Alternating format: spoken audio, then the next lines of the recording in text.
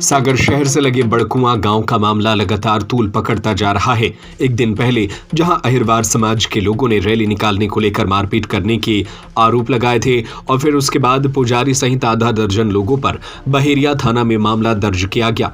कल्पधाम group लेकर आए हैं एक और भव्यतम परियोजना आचरण इको सिटी 3 सागर शहर के मध्य कनेरा रोड बाघराज वार्ड सागर में स्थित। लेकिन इसके बाद अब दूसरा पक्ष भी सामने आया है जिसने गांव में रैली निकालने वाले लोगों पर हिंदू मंदिरों में तोड़फोड़ करने के गंभीर आरोप लगाए।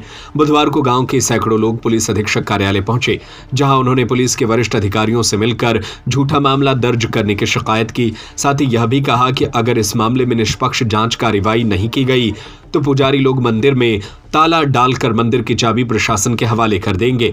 गांव का कोई भी व्यक्ति किसी भी मंदिर में नहीं जाएगा, फिर जो मंदिर की व्यवस्थाएं हैं उसको पुलिस और प्रशासन ही मिलकर संभाले।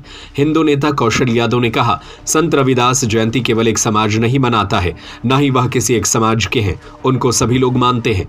लेकिन यह विवाद भगवान को मानने वाले और न मानने वाले को लेकर है।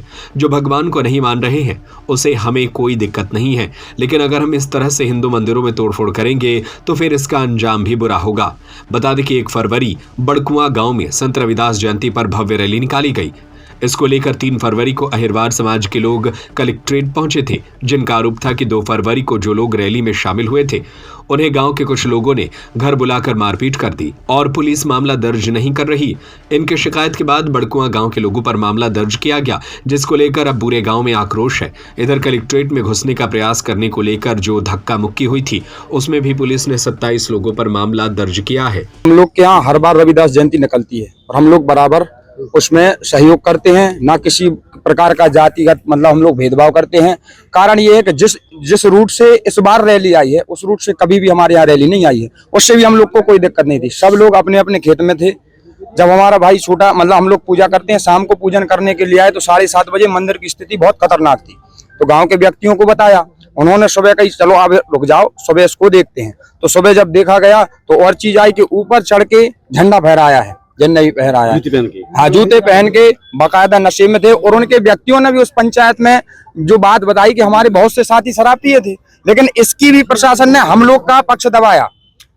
बहेरिया थाने ने हम लोग को शांत करे रहे और क्योंकि उनने तादाद बढ़ा के जो भी बात रखी उनकी मानते रहे, हम लोग को आश्वासन दे दिया कि शांति रखो शांति रखो, लेकिन उस पर कुछ नहीं। और हम लोग के ऊपर झूठी SC एक्ट हो गई। और हम तो पुजारी हैं, 2 साल से जब से हमने पुजारित्व का भार संभाला है तब से हमारे भाई के ऊपर हमारे ऊपर बराबर टारगेट किया जा रहा है SC एक्ट लगाने का। अब इसके बाद हम तो अंतिम ये रहेगा कि अगर हम लोग के ऊपर झूठा केस हुआ तो हम SP साहब के यहाँ चाबी रख देंगे मंदिर की, वो जाने और हम लोग गाँव के सब दूर हो जाएंगे। ये सब इनको संभालना पड़ेगा। भाई साहब, हिंदू खतरे में है क्या? हिंदू कहाँ खतरे में है? हिंदू खतरे में नहीं है, ये हिंदू कहीं खतरे में नहीं है। हम लोग तो साथ हैं सबके।